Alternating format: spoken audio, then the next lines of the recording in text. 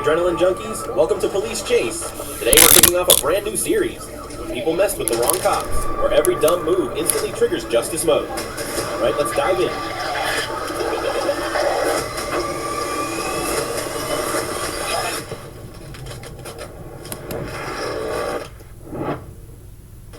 On May 4th, 2025, Jacksonville officers responded after a woman reported that her boyfriend, 40-year-old Michael Wright, was acting paranoid and threatening her while she tried to collect her belongings from the trailer. Just days earlier, he had been hospitalized following a suspected narcotics overdose and reportedly became combative with paramedics and hospital staff.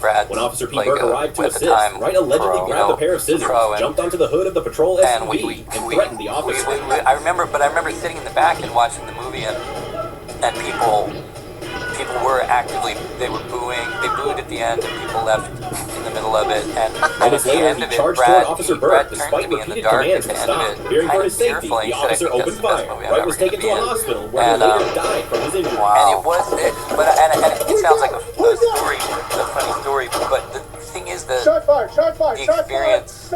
experience was really, really schizophrenic. This tragic case serves as a reminder of the dangers of substance abuse. Drugs can harm loved ones, endanger communities, and ultimately destroy the lives of those who use them. What are your thoughts on this incident? You know, it doesn't grab in some of the ways that the industry Los or the Angeles, town California, signals. around 9:40 a.m. on April 8th, 2026, Los Angeles police officers spotted a new BMW being pursued near the intersection of Central Avenue and Town Avenue. As officers pursued and requested assistance, the BMW suddenly accelerated onto Highway 5, triggering a chase. They didn't do well, but they become kind of epic. They become classics, and it's kind of interesting because you can be. I remember that feeling of being disappointed in the short term, but then slowly over time you go, oh, this is better than. This is better. It's almost better. I would take that because it turns into a cult. It turns into an important thing that hits people, and if it's still being about a minute later, the driver exited the highway at Olympic Boulevard, and instead of giving up, he abruptly turned the vehicle on the exit ramp and sped into the opposite lane, crashing head-on into oncoming police cars in a violent collision that abruptly ended the chase. A comedy I hear about this day. I literally was thinking that while we were talking about this.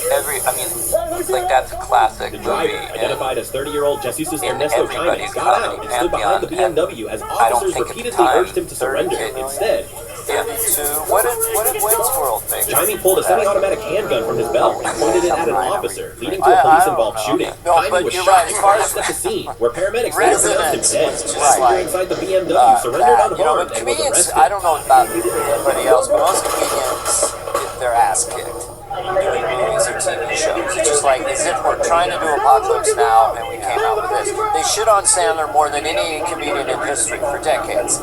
I would text him after they're out of their minds. Handgun at the scene and a loaded .357 Magnum revolver inside the BMW. Two officers injured in the incident were treated and discharged, while no bystanders were injured. Reference. And no one really knew the critics hated them. You don't even Arkansas, thought of it May until they 5th, announced 2026. it. A stolen black GMC Sierra linked to a found officer triggered a dangerous multi-agency chase across Arkansas after suspects fled eastbound on Interstate 40. No, but Sandler's interesting because, like I thought Uncut Gems was honestly maybe one of my favorite films in the last 10 years. It's just brilliant film, and he was as great as he's ever been. During the pursuit, one suspect jumped out of the vehicle and sped away, while the driver continued to accelerate at nearly 100 miles per hour, repeatedly veering into opposite lanes and forcing multiple unsuccessful push-to-bench intercepts by officers. He wrote me, "No love for the Sandman," and I remember he wrote "No love for the Sandman," and I said, but I remember, you laughed, like, oh, fuck him, but I do remember at the time, I thought it was funny. It's like sometimes people just don't want to give it up. The Matrix doesn't want to give it up. They're just they want to keep Adam in a box, and just pushing out of it. That's the thing. Is like they get very close, and they're like, "We'll let you get this far." He had that, and then he's had Jay Kelly recently, where he's kind of knocking at the door a couple times, and then one more turn, and then through. Punch Drunk Love's like, to me that's one of PTA's all-best. The chase escalated on Highway 113, where the suspect drove into a ditch, ignored orders to stop at gunpoint, and then sped across an open field filled with machinery and people. Officers continued to pursue the truck across the field as the driver recklessly attempted to escape. Or just getting a thicker skin or having family and your priorities shift or whatever, or if there's been a real cultural shift. There's no question people are consuming things in a different way and they're listening. Like you said, the gatekeepers. I don't think things aren't the same. I mean, there's an atomization.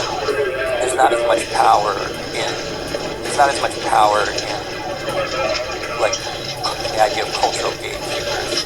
I feel like there are more ways. There's more ways for all of us, anyone who makes anything, to kind of get direct to their own audience in ways that The chase ultimately ended when Corporal Brandon Rogers successfully executed a pit maneuver, causing the truck to spin toward another patrol car, crashing into the front of the GMC and damaging it. Or SNL, or a sitcom.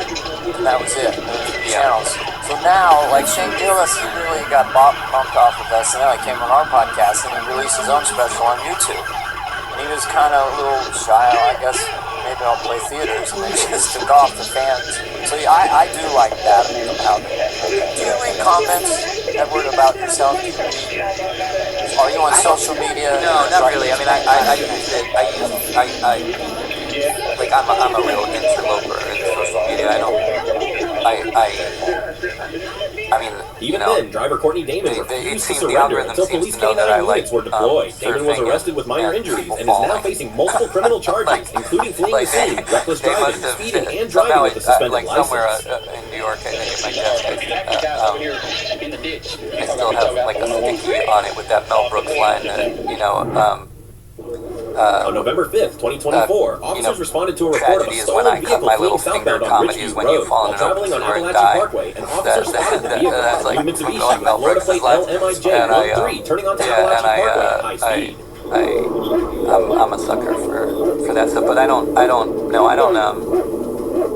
With lights and sirens activated, the officer attempted a traffic stop, but the driver accelerated and fled. Near the intersection of Paul Russell Road and Appalachian Parkway, the suspect drove into the eastbound lane, nearly colliding with another vehicle. The way I would describe it, and there's other people like you, unintentionally mysterious, because you're certainly not fostering a celebrity thing. And so it's, using the word loosely, of cool. I mean, Gene Hackman would come in, crush in a film, and he'd go to New Mexico, he didn't know what he was doing. And I know this, what I gather with you, this isn't intentional. You're just not hungry for that. You are. I mean, it sounds very self-congratulatory. The officer followed and executed a pit maneuver, forcing the car back into the westbound lane. Well, look, a second pit maneuver pinned the vehicle against a pedestrian guardrail, disabling. Everybody gets shaped by the driver, the only occupant, tried to flee but failed. With help from Tallahassee Police Department officers and Leon County deputies, the suspect was pulled from the car and handcuffed. And I've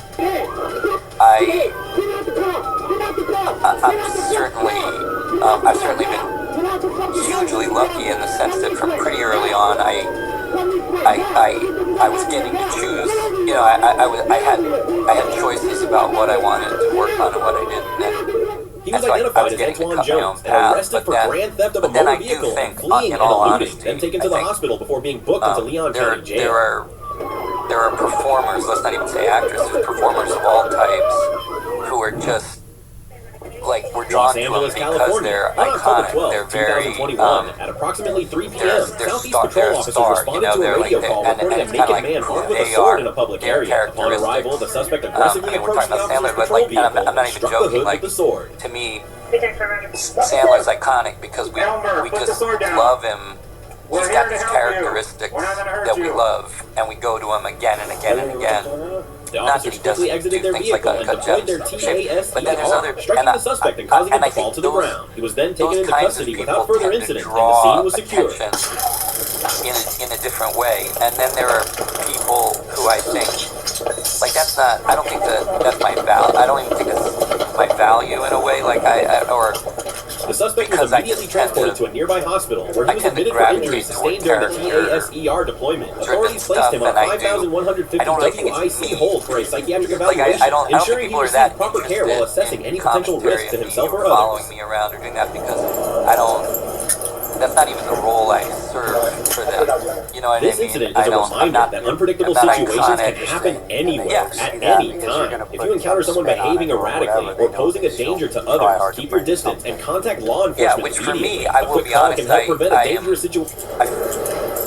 it's a happy. I love getting to do the work I get to do. On July 12th, 2023, around 7:44 p.m., Corporal Ryan Wingo clocked a red Toyota Corolla speeding at 81 miles per hour in a 55 miles per hour zone on US Highway 70 and attempted a traffic stop. Like, I'm not the most commercial and so, I'll take it because I think sometimes what comes with all that, as we all know, through Highway 70 and nearby road, can be a real burden. You know what I mean? And it's like I have a lot of friends who, being too much in the limelight has ended up putting them in 12-step. You know what I mean? Like I don't sort of. Yeah, they surround you with their iPhones now. It's not autographs or anything. I mean, not me, but really famous people. They just start filming you if you're running around. Well, you did. Show me your hand. Show me your hand. Voy a poner mi pelo con los colores sinceramente, pero que se vean naturales. The driver, identified as Alberto Cruz, was arrested without incident. He showed signs of intoxication, Dunkin's registered a $6 meal deal. 0.1% BAC, and was charged with felony creating DWI, reckless driving, and multiple traffic And a violations. medium iced or hot coffee. For $6, only at Dunkin'.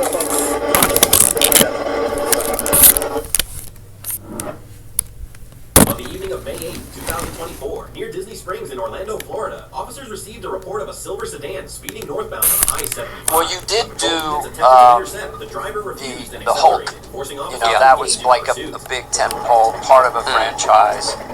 And what was that like for you? That's like I enjoyed it. I did it. I did it because I loved those comic books. I was yeah, me too. Nerdy kid who subscribed to.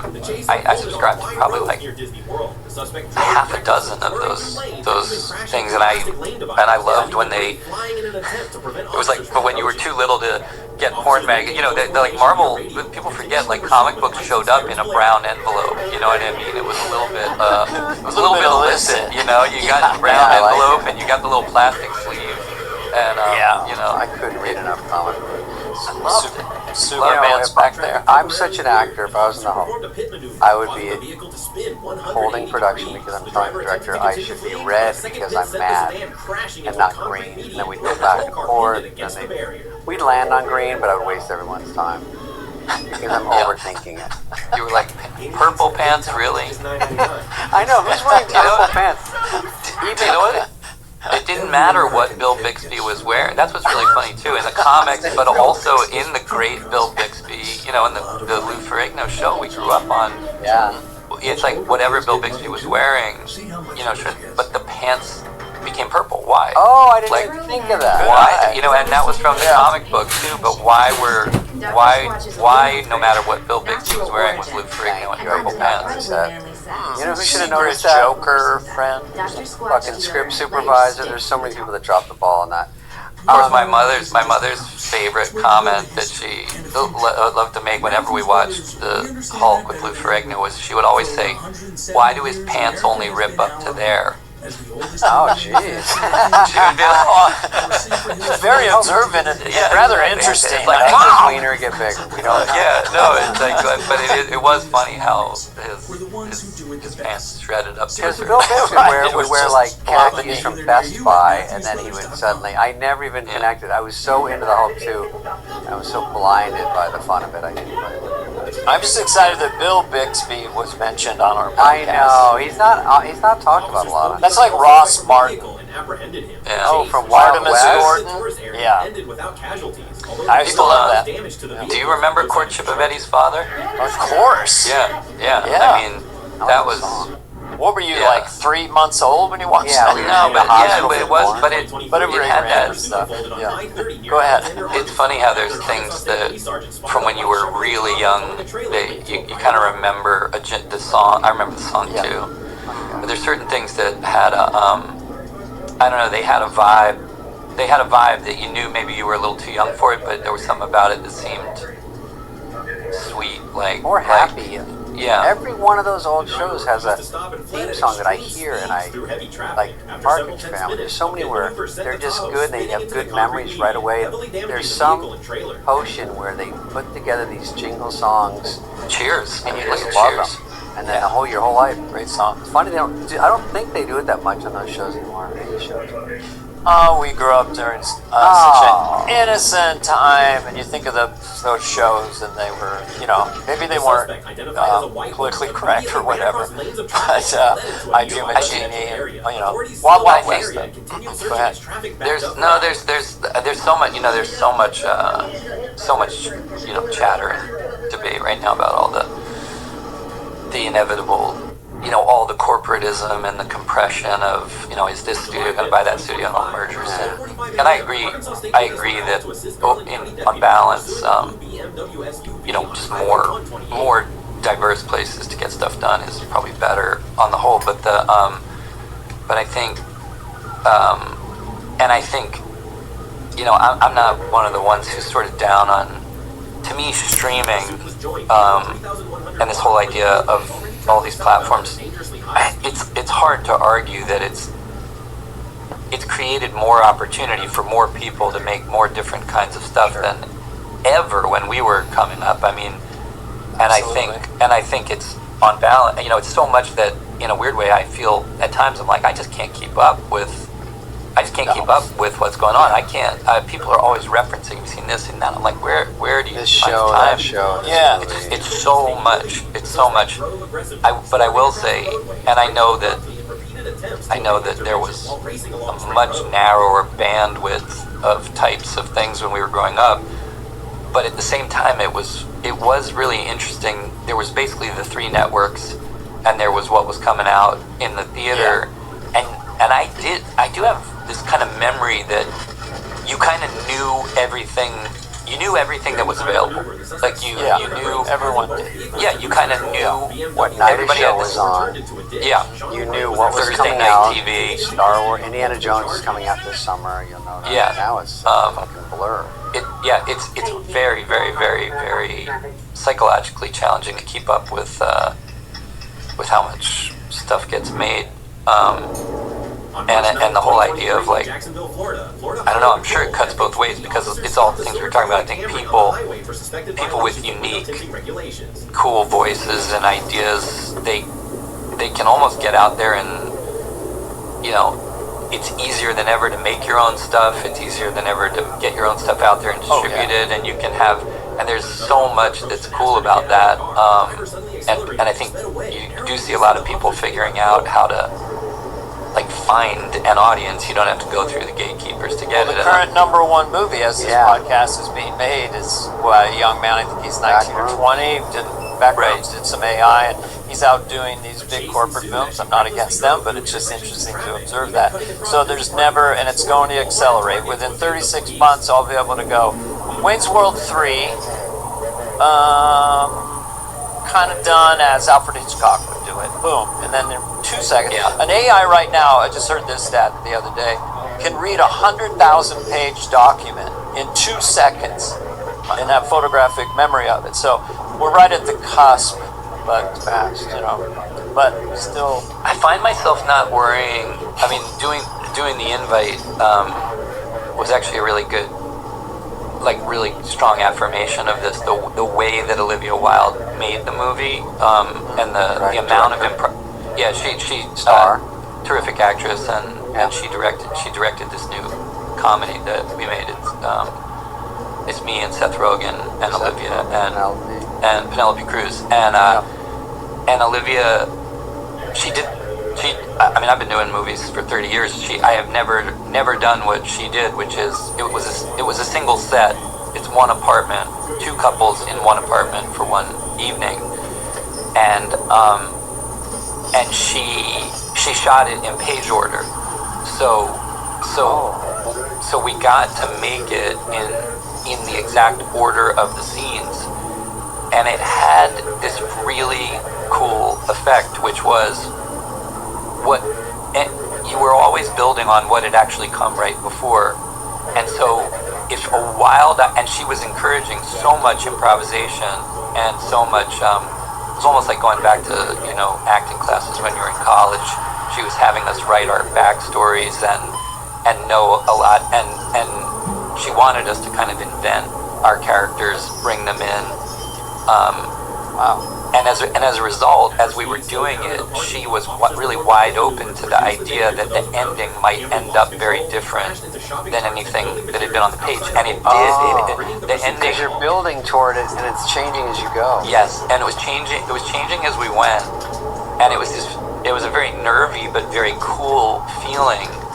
Seth is one of the great improvisers I've ever worked with. He's phenomenal. Olivia and I had kind of a riff that we were building on. Penelope brought in all this great stuff from Esther Perel and from other stuff she was interested in,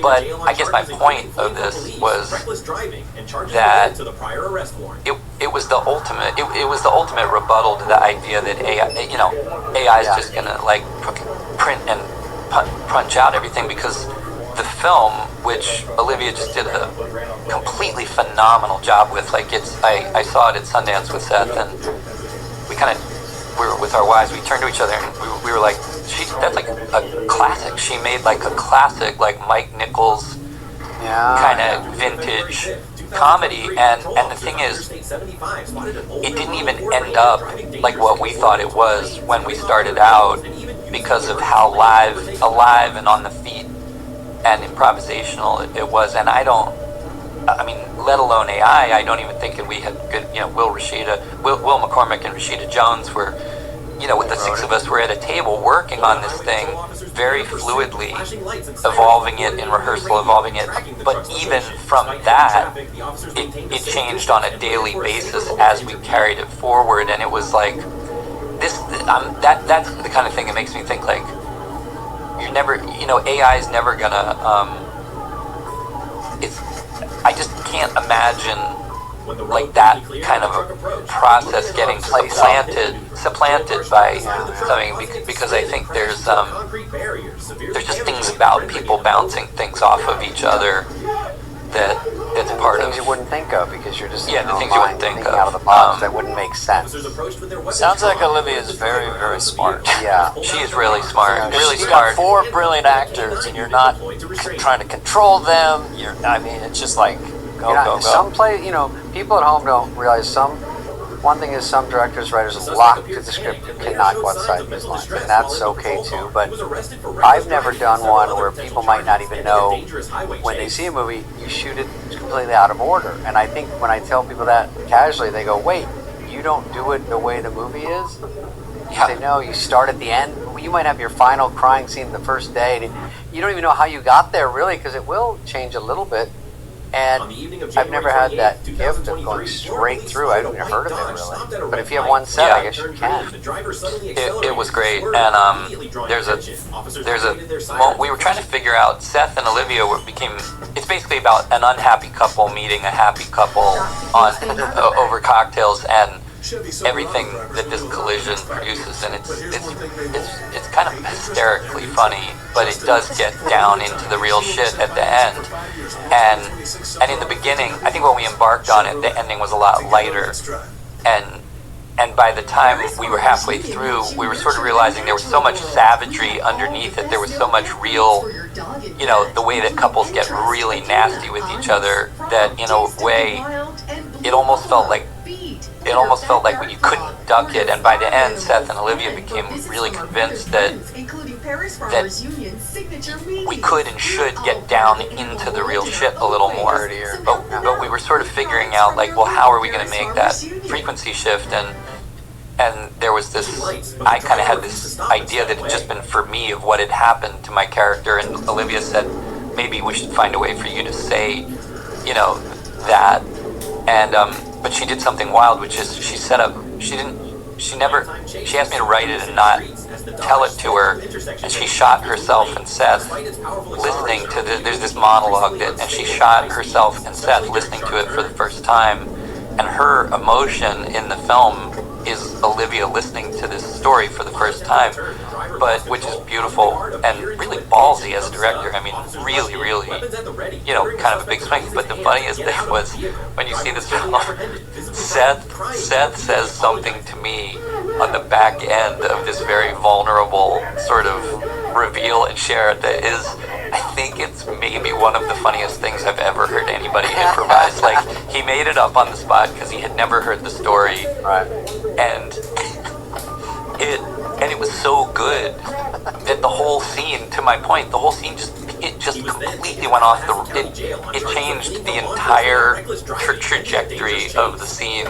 This one line that Seth made up, So funny. and it was such a it was a really fun way to work. But I will admit, like, it was a little like Birdman. It was sort of like Birdman was fascinating and great, and I loved it. At the end, we all had this feeling of like this could just not work at all, you know. And then lo and behold, he did it. I think when we finished, Seth and I were walking out at one point, and we were like, Seth was like, it was fun to do. I have no idea if it's gonna come together, and I just give Olivia like all the credit in the world because she really she kind of hit the high and the low with it. Well, yeah. there's an interesting thing where, I'm sorry, Dan, when you do a movie that there's something fun about the fact that with everybody good at their job, the best people, you still don't know you can fuck it up. I mean, you just don't know if it's going to be good. You can walk out of there going, we nailed it. And for some reason, it just falls in its face and you go, no one has for sure, or we would have movies that all killed at all times. So part of the fun is going, if you make one work, it's such a big deal. You go, we got through editing, we got through the post, Yeah. the trailer. Yeah, it feels like a miracle. It's like a miracle to get the finish line. It's still good. You go, oh, that's great. That sounds I agree. fun. She did Booksmart, is that what she did, Booksmart? Yeah. I thought that Very that good. was great. Yeah, she did a great job. And she made this She made a science fiction film called "Don't Worry, Darling" that I also thought was really sharp and great and weird. Is that with Harry Styles? That one? Yeah, it's Yeah, really good. I saw that too. Yeah, It's really, really good, actually. But no, I did this movie Death to Smoochie that I love. But by the way, it's Danny, you know, Robin Williams and me, but Danny DeVito directed it and is in it. Catherine Keener, Jon Stewart. I mean, you just run down the list of everybody who's in the movie, and we could not. I mean, I could not have had more fun, and it didn't do well at all. Like it, but it, you know, and it's kind of come up. I'm not going to say it's Fight Club, but I do think there's a bit of a cult following around this Smoochie, and I mean, but same thing. It was like we were killing ourselves. We were cracking ourselves up making it, and I mean, we were doing. I was like, later. no, I was like, it was like this long winter in Toronto. I started like feeling like I had stomach muscles coming in, and I was like, I haven't been working. I realized I was laughing so much. You know, I was actually like getting fit. yeah, that's an unfortunate thing that happens sometimes. You know, the crew's everyone's laughing so like thanks. this, and like, oh my God, everyone's high-fiving. Then you see the dailies in the old days, you know, just a big shot, and you go, this is gonna work, and then it's cut into the film, and like, That's what happened? SNL sketches too. They work all week, and the audience goes, "Fuck you." Oh God, I had that I had I had that thing where the end of at the dress, and you have to kill one. You know, you got to kill one. You know, or something. And I got down to that thing where there's sort of, I guess you guys called it like the. You know, the 11:40 or the whatever, the 12:45. The last one that they saved the weirdest one for, and basically, we had two of those, and Lauren was like, you gotta pick one of these. One of these is your last slot one, and I loved them both. And the one that got killed was this thing of like, me and Kate McKinnon were like this couple. Do you remember who was the couple at the Dresden Room? Do you remember the singing couple at the Dresden Room in East LA? Like, they were like Steve and Edie. You know, they were like the piano bar couple. This really like, but they were like an older. Yeah, they I feel like they were named like Steve and Edie or something like that. Anyway, Kate and I were like this completely kooky couple who are obsessed with the idea that they're gonna that their songs are gonna get done by Rihanna, and and it was a little bit Ishtar. It was almost like Ishtar. It was like a couple writing songs for Rihanna, and I was so in love with it, and they killed it. They killed it right at the end. Because we did it in dress. I was convinced if we had done it in the real show, it would have gone in dress. In the dress, it was like, I knew what we were doing wrong. We had to, but it didn't go over, and so Lauren was like, Marty and Elaine? Yeah, Marty and Elaine, thank you. It's so difficult in comedy. You're always humbled. Like that didn't work, but that throwaway got an applause break. Yeah, you know? it's hard to get cocky. You get a cutaway in a movie, a reaction shot gets a bigger laugh than anything. You're like, you're in the screening going, that's the funny part? All right. What are you gonna say? We have no idea what we're doing. Yeah. No. Hard to get cocky. I heard the first movie I directed was called Keeping the Faith, and it's me and Ben Stiller. Ben Stiller, yeah. He's great in it. We had a really good time. And when I went to do it, I met this editor named Malcolm, and Malcolm had cut. I think he had cut he worked on a lot of Landis films, so he had done like Animal House, and he had done. He had a really great roster of comedies that he had cut, and I thought it'd be good to work with someone like that. So I was working with this guy, and it was back when we were using Avids, but then you had to conform back to film. Remember, we weren't you still had to rematch the film to the digital edit, and we were going through the Rock movie, and we were going through this process of where they cut the negative and all those old things from when we were doing stuff on film. I said to Malcolm, like, hey, let's go out, let's have a drink, celebrate, or whatever. And he said, I'm gonna hang by the phone. And I said, what's going on? He goes, well, we're cutting negative tonight, And I was like, yeah, but that's like a science lab, they do that. And he's like, yeah. And I said, what's your anxiety? And he told me this story, which is, he cut Spies Like Us. Do you remember Spies Like Us? Yeah, Dan Aykroyd. Yeah, Dan Aykroyd, Chevy Chase. Kind of a pretty funny movie. Anyway, they had cut Spies Like Us, and it had gone to the lab to cut the negative and all these things. And Malcolm said they called him, and he said he got this call, and they said, can you hold for the head of Technicolor? And he said he went, oh no, like there's a huge scratch on the negative or something, and we're gonna have to replace the shot or something. And he said, he said as soon as the guy got on, he said, what reel is it? Just what reel is it in? And the guy said, reel 3. And he said, I'm doing the math, like what reel 3? And he said, what shot in reel 3? And the guy said, reel 3. And he said, what are you talking about? He said, the whole reel is gone. The whole negative of reel 3 is gone. And he said, what could have happened? And it was a guy, he had moved the reel, like instead of into the developer, he had put it in, he put it into the wrong solution. And he had completely erased the negative of the cut negative of reel 3. And Malcolm said he said they had to call in, the head of the studio, the insurance company, Technicolor, all of it. And basically they were like, they told him and Landis, like, you have to get from the end of reel 2 to the beginning of reel 4 with the most efficient, use of reshoots or shots and everything. And he said they did this crazy thing. They picked up a few shots, they took outtakes, they did this thing, they put it all together. And he said he and Landis were like, well, this is obviously never gonna work. Then they did a test and they scored higher. They got bigger laughs and scored higher with basically their whole reel 3 eliminated. You just never know. Ridiculous. I know. You never know. Spray it every week to break the cycle. Turning now to the deadly Ebola outbreak, which is spreading rapidly in East Africa. Ebola is one of the world's deadliest diseases, and we can never let it reach our shores. Senator Susan... How many pounds you haul a year?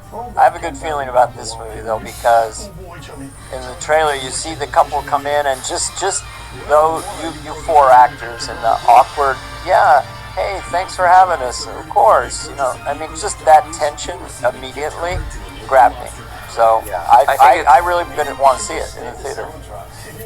I think that I would, it sounds like a line, but I would definitely I would definitely get another couple and go as a double date, because it will provoke a very interesting dinner table conversation afterwards. Oh, I mean, about unspoken truths that couples don't mention. Yeah, and I don't know. You maybe want to go to this movie with another couple that you both agree are attractive. Okay. Yeah. Okay. Where you're like, would we, like, it's got a little. Watch the trailer. The trailer has 10 million views already, and all these comments are fawning over it. And also just such a big cast. When they come to you, before you wrap up, I want to say it. When they come to you, this type of movie, is it just a script? Olivia's attached to direct and she's the star. Is that when you get it, or do you wait? And No, this was different. This was different. There was this little Spanish independent film that this guy Seth Gay wrote, and it was a play, and then he made a film of it, and the film is the Spanish film is the same scenario, two couples. I think it was called The People Upstairs or something. But anyway, I saw it maybe, I don't know, 4 or 5 years ago, and I liked it. I saw it with my wife Shauna, who, you guys know from, she produced all Judd Apatow's movies and a lot of Arrow stuff. So she's she's the comedy guru, and yeah, she did like Elf and Anchorman, and those are big. Wow. Meet the Parents. She did those ones. There's some bangers that that era with Ben Stiller doing his thing. Anyway, I look to her for, is this funny? Is this not funny? I think she's kind of famous for the dick jokes in Superbad. That's her. They were there. They did a good job. You guys seem like such a match. Exactly.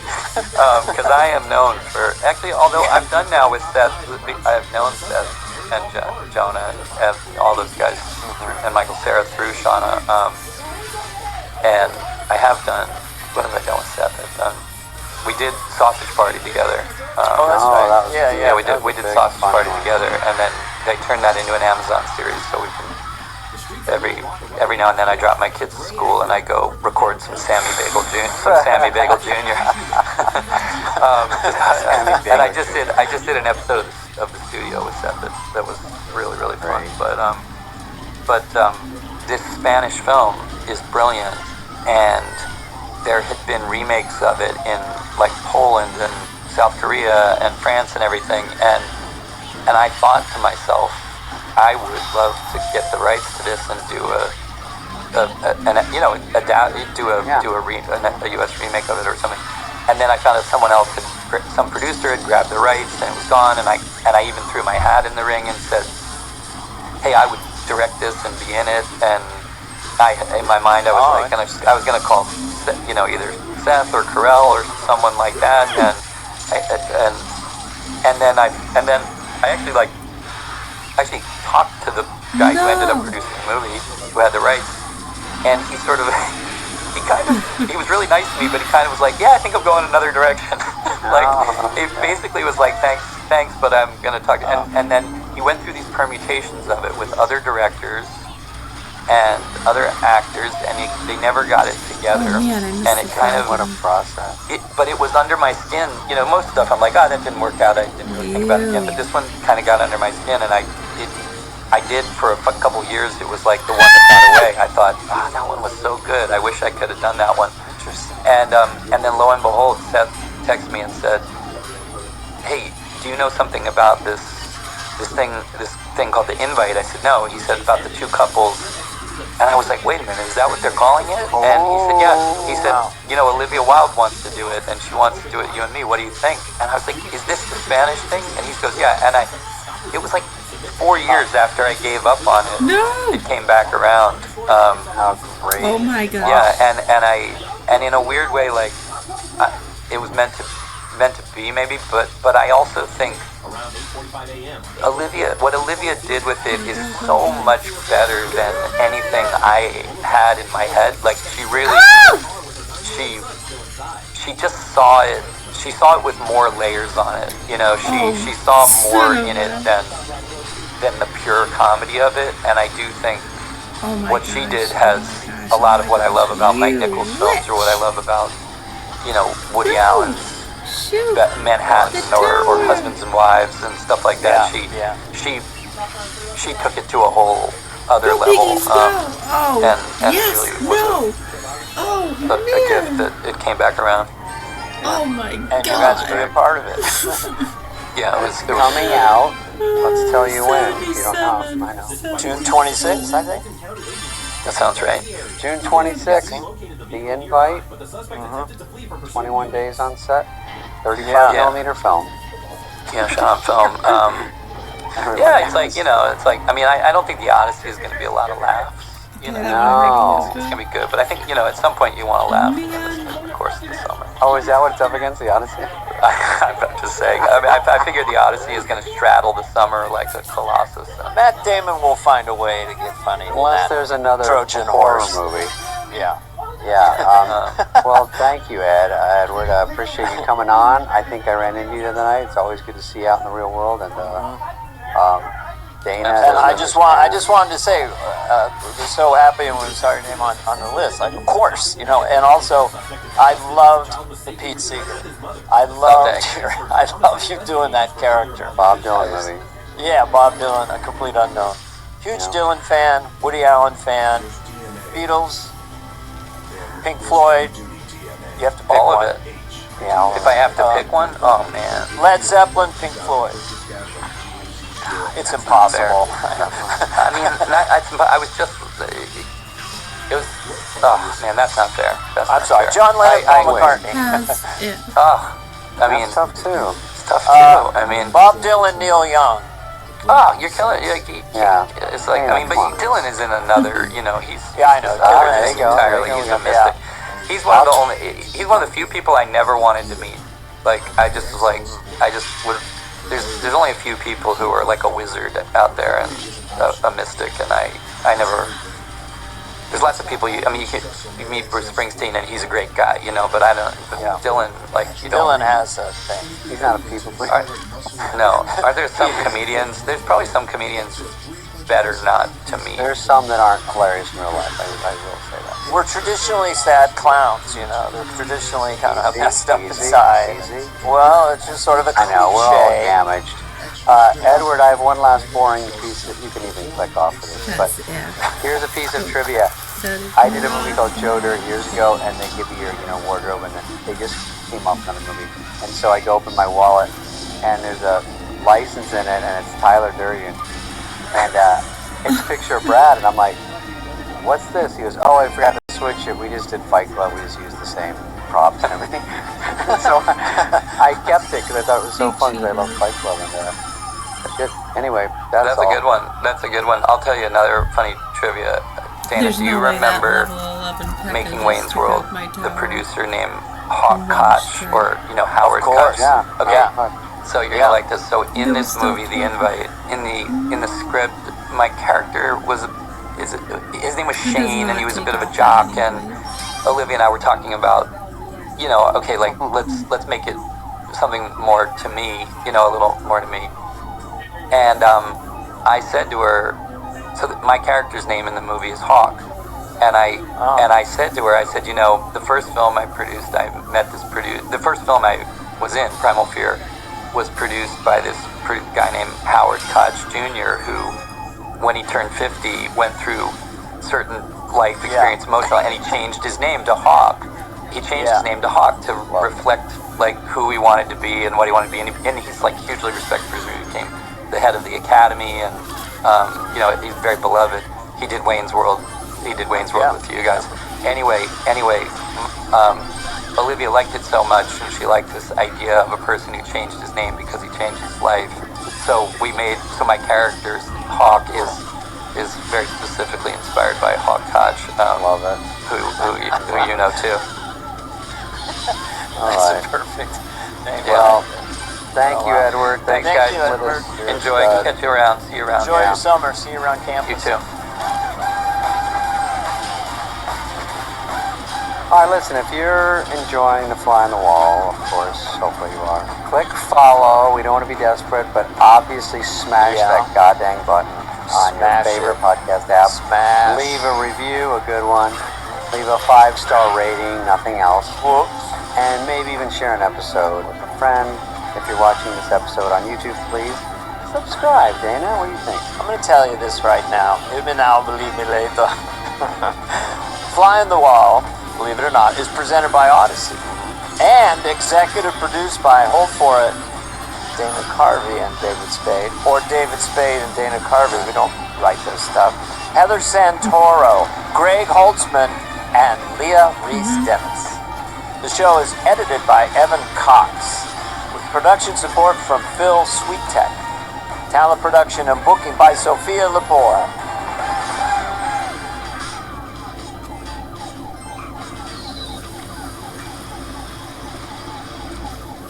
Everyone loves chicken nuggets, but antibiotics?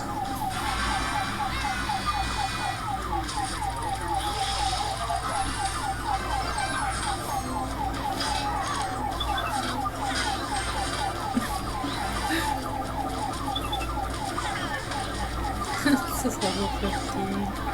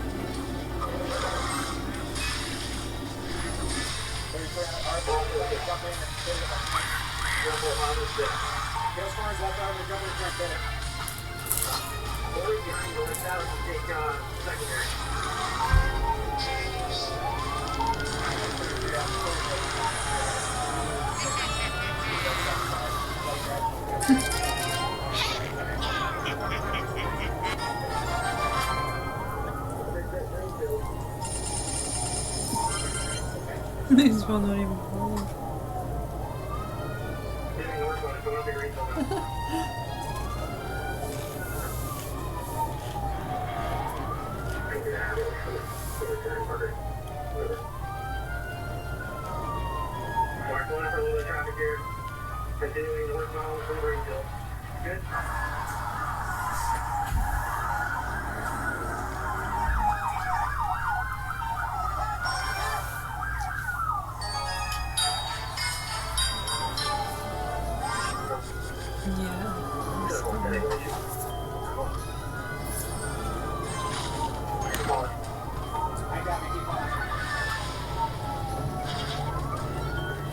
hopefully.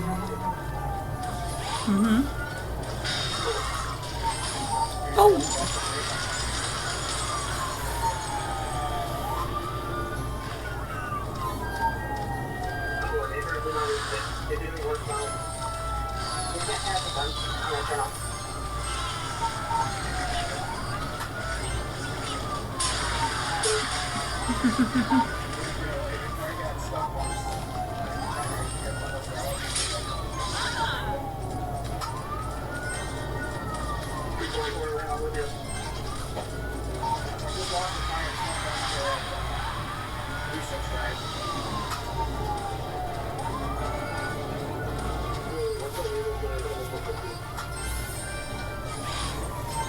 These are really good made like that.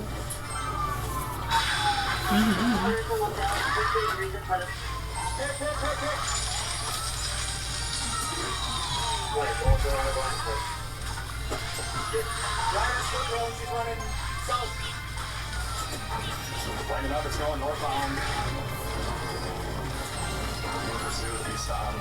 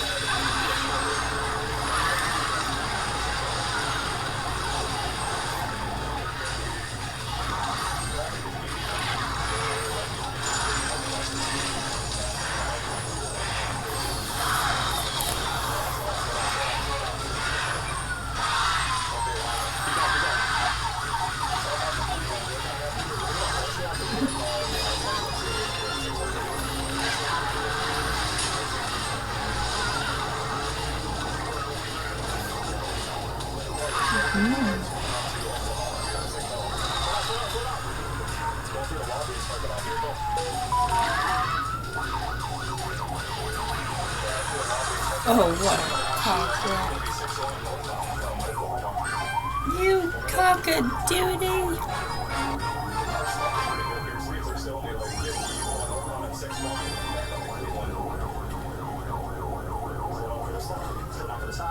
Just got stacked, 6 on stack, northbound. Speeds are just still 50 years, like no traffic here, no pedestrians, I see. So I was allowed for the top, look it up, just past Montana, and then back up to Cleveland here. West, around Cleveland, 6-1. Look it up. Continuing west side Cleveland, probably at 6 more now, speeds are about 60, block and a half out of us. Traffic is light. No pedestrians, using a slow and red via storage.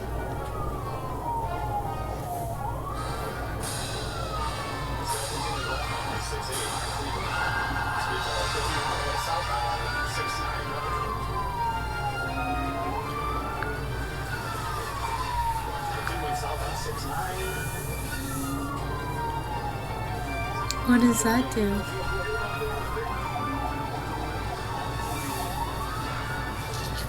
You know what? I'm gonna leave it there.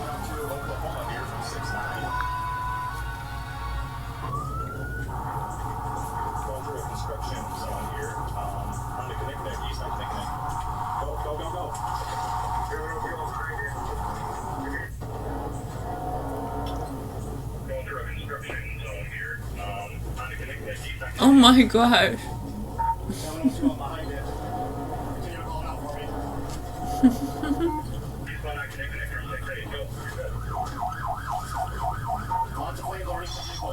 Oh my goodness. They were really sparking.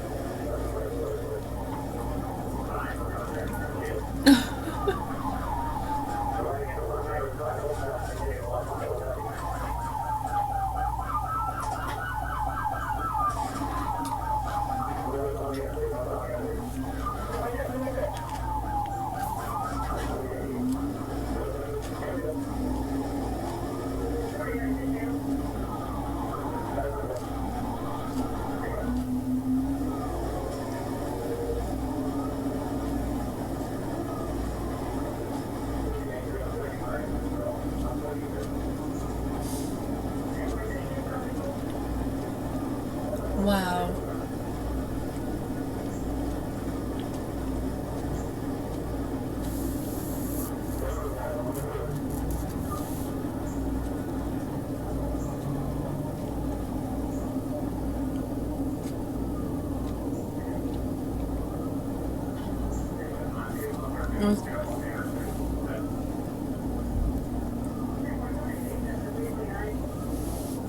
Mm-hmm.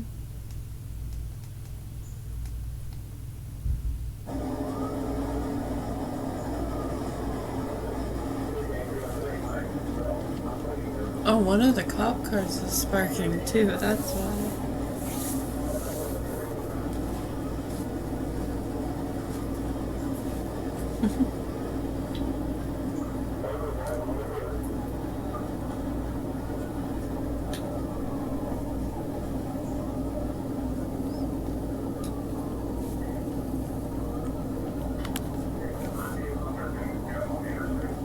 At Dead River Company, showing up for our customers, keeping them warm when it matters most, is what we do. Right now, new propane customers get up to 100 free gallons, plus a low 3-year fixed price when you make the switch. Learn more at deadriver.com.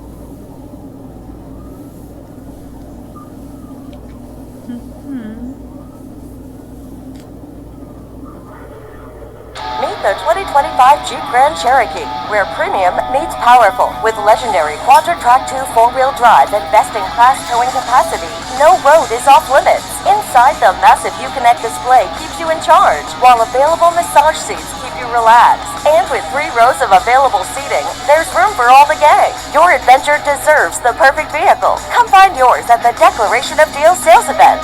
Come get your keys at the place with no dock.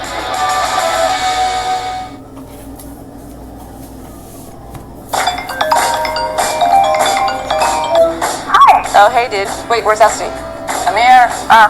Hi. Are you coming over? I'm gonna need 20. Okay. Okay, bye, love you. Love you. Bye, buddy. Bye. Oh, goodness. Where's my phone? Where's my phone? I'm gonna shit. What are you doing? Oh, cute skirt. Thanks. You ready? Ready? Ready. Good? Yeah.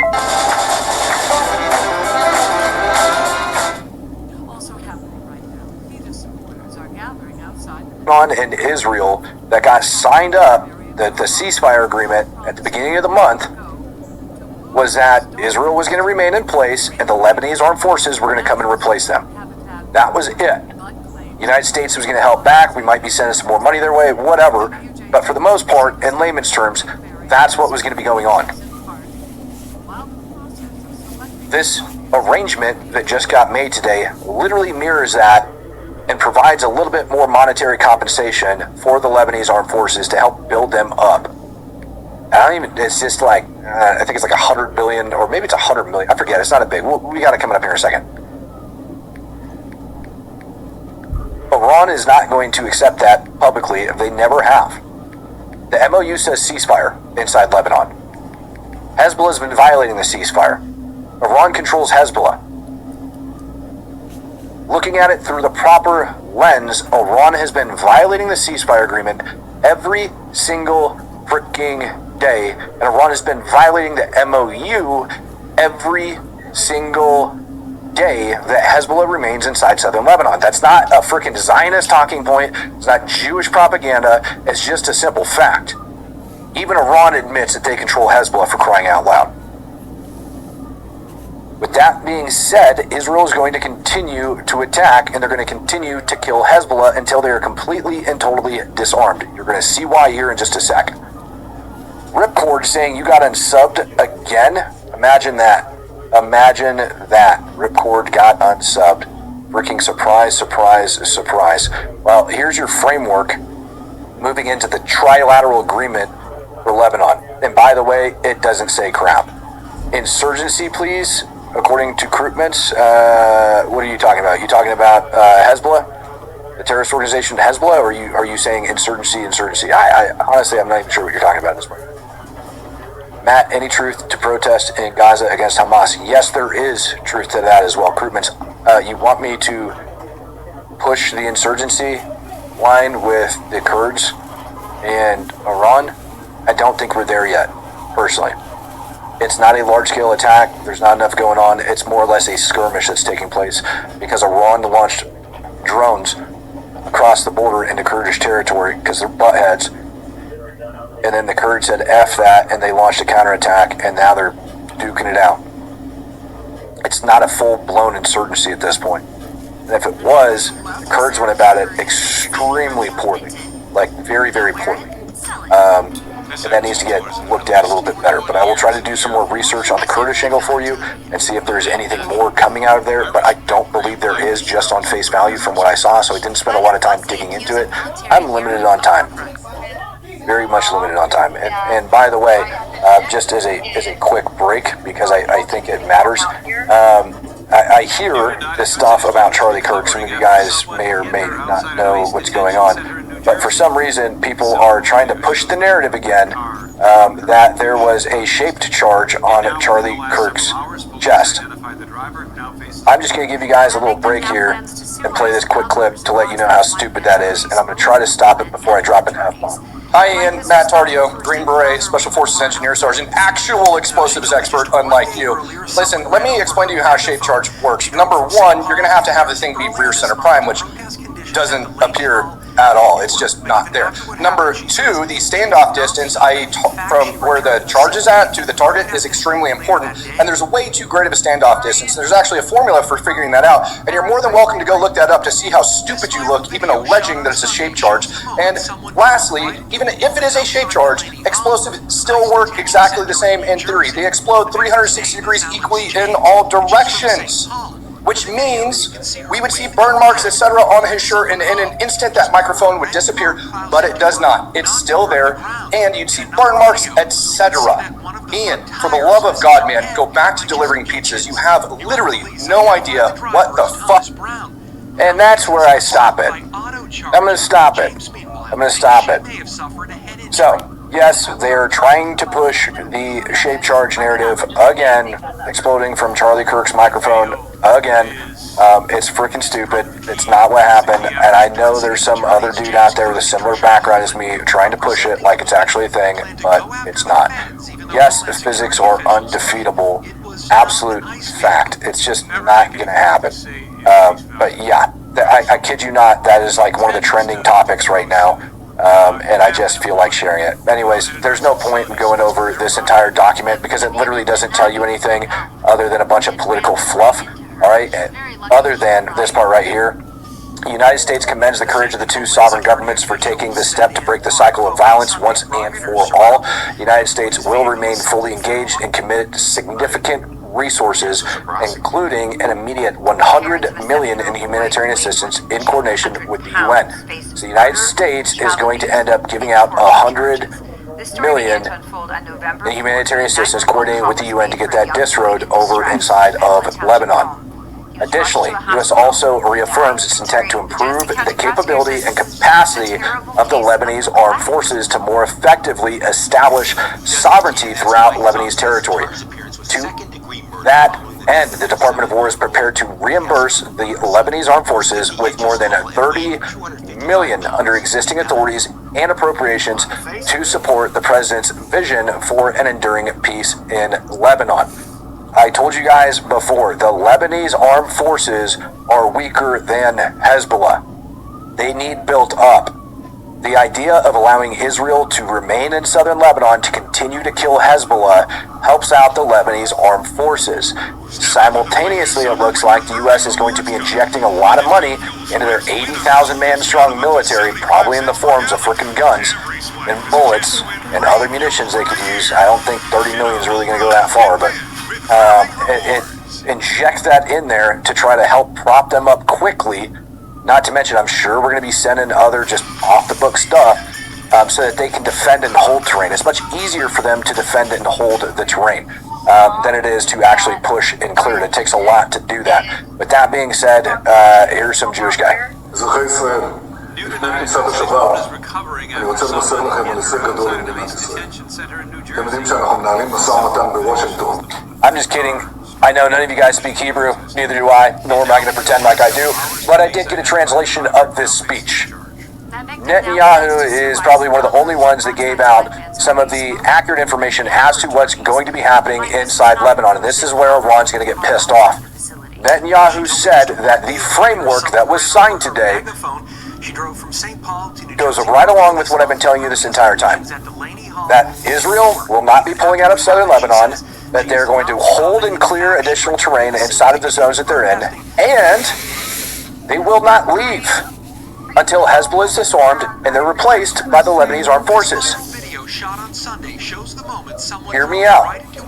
Israel just said they're not leaving Lebanon until Hezbollah is defeated. And they have the back. Did you know that motorcyclists are 27 times more likely to die in a motor vehicle crash than passenger vehicle occupants? Motorcycles can be hard to see. We need to look twice to save a life. Let's watch for motorcycles and share the road. Please remember to leave extra room when following motorcycles, and to check in your rearview mirrors and blind spots, and to be extra careful when making left-hand turns. Remember, your actions can save lives. The Maine Bureau of Highway Safety reminds you to look twice to save a life. Israel went into Lebanon, they've been complaining about it. And we just got a binding freaking resolution today. That's actually not the proper term, but you get the idea.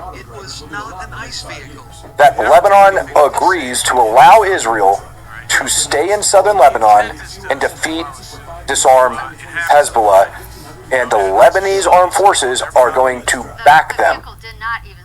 Israel's not going to leave until they're gone. So, I want you to now picture the MOU between the United States and Iran.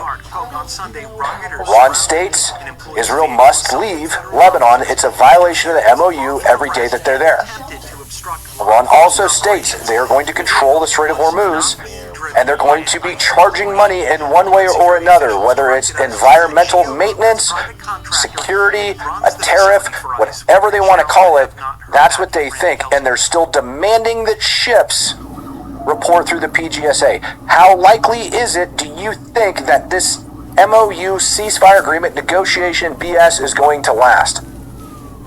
It's not going to, ladies and gentlemen. W Don't Know coming in, gifting out 10 Speak the Truth memberships. Thumper in the house, gifting out one as well. Thank you guys very, very much. Reading Rambo says the same idiots pushing that crap are probably the same ones that claimed that the 5G cell towers are spreading COVID-19.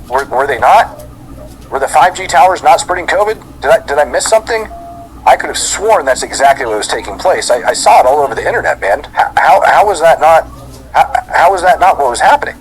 I could have sworn that's exactly what was happening. Man, I got misled this whole time. What the hell was I thinking? I can't believe I got misled. Insanity. All right, let's get back on these super chats. All right, Eagle Fan Clark says, hammer down. I agree with you, sir. Commander Sergeant says, I'm like Israel. I have a hard time pulling out. Well, sir, that's a failure of self-control, in my opinion. Thank you guys for the Howling Wolf little emoji thingy. I really appreciate the gifts that you guys come in. They make me smile. I don't know what they mean. I don't know what they do, but I'm assuming it's monetary compensation for my time and effort that goes into the show, so thank you very much. Ronald Hunt says, welcome home, my prodigal son. You were sorely missed. You are right. Iran will lie, try to embarrass Trump, and if there ever is a deal, they will try and cheat. Have said what will happen when they do. Yeah, dude, there's no...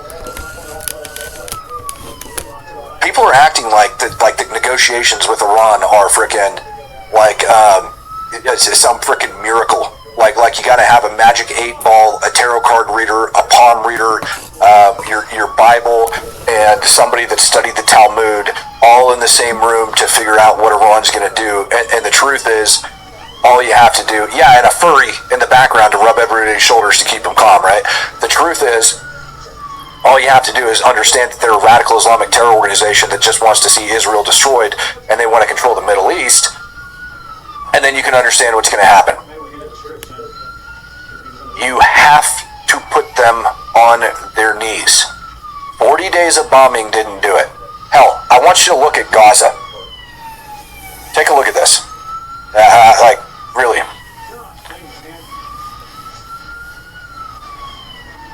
want you to think about this. Oh, come on. I mean,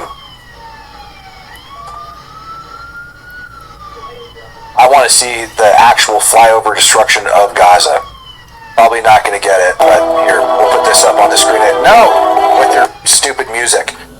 I want you to think about the amount of crap that's been destroyed inside Gaza. And it's been 3 years of relentless, butt pounding of Hamas. Over 50% of their original force has been killed. Wounded, you don't even know. That frickin' place has been leveled. When I went through Rafah, I looked around and I was like, yeah, it looks like a frickin' used concrete farm, is what it looks like. I mean, the whole thing is just, well, maybe not the whole thing, but a good chunk of it's rubble, as you guys are seeing on the screen. This is the same mentality. This is a radical Islamic terror organization that's motivated by that radical ideology. Israel didn't even go full bore against Hamas, and that is why they have yet to disarm, and is why they still exist inside Gaza, and why all of this is continuing to this day. You are not fighting a conventional military, you are fighting a radical Islamic terror organization. If Israel, in its relentless pounding of Gaza, hasn't been able to get Hamas to go, you know what, you're right, we give, we'll be normal, we will behave. Iran is a very, very large Hamas, with a lot of ballistic missiles, with a lot of suicide drones, and with open friendships with countries like China and Russia. If we think for 1 second that we can do a measured or proportionate strike that's going to get them to pay attention and put everything down, you are wrong. Look at it through that lens, and then you'll begin to understand how this is going to continue to unfold. It might be Trump delaying this thing until midterms. He very well might. But people also do not understand the scope and scale of the issue inside Lebanon. When they say Israel's got to pull out, this is not going to be a short-term deal. Israel's not going anywhere. It just got affirmed today. Lebanon agreed. After that came out, all of a sudden, so did the protesters in 3 distinct locations around Beirut. The Lebanese armed forces quickly deployed and have been putting this thing to rest. But take a look.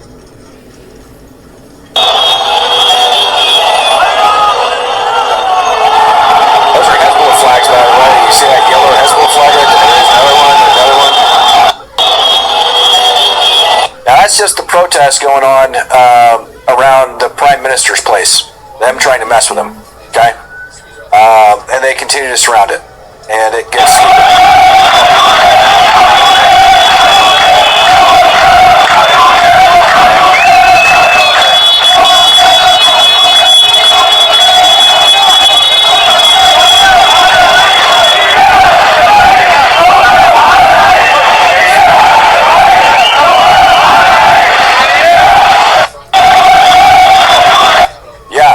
fan Clark saying, oh, that bunker buster nuke's looking pretty good right about now. Yes, sir. Yes, sir. That's why I said get it over with ahead of time. Sent high five for 100 joules. Hell yeah. Thank you, brother. Thank you guys for sending all those and all of the gifts. Dante Taylor and Barbecue Stin. Thank you guys, or barbecue stand. I don't really know which one it is, but thank you guys for your continued gifts and continue to do it. I used to say this all of the time, and then I backed away from it. You know, I forget how amazing you guys are. I don't care if it's $1, $2, whatever it is that you guys end up gifting out. This channel has been shadow banned for years over on YouTube. They freaking hate me because I tell the truth. And then the Muslims go and Russians, and they go and they send their little attack bots after me and end up putting it all down because they don't like the truth being shown because it's damaging to their case.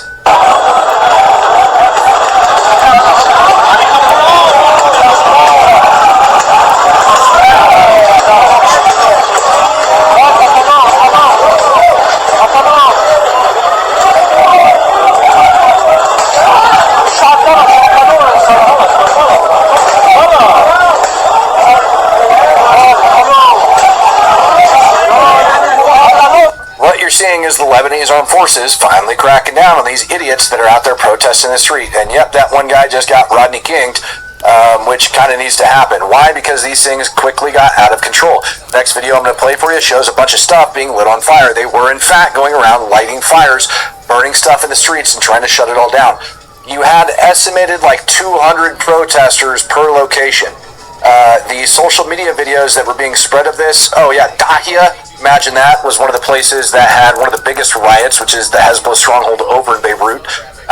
But yeah, lighting a bunch of crap on fire and trying to rally to show some type of support, this is going to have to get crushed, and it's just going to keep getting worse. Thumper, I want to thank you for coming in and gifting out that Speak the Truth membership.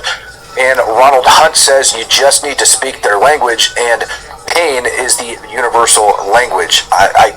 Not pain, my friend, violence. Overwhelming violence. I don't care about pain, but violence, very much so, because we inflicted a lot of pain across the entire country by closing off all of that food, collapsing the real, seizing all of their money, their banking assets, etc., etc., etc., taking out tons of freaking infrastructure, like tons of crap, man. Lots of pain.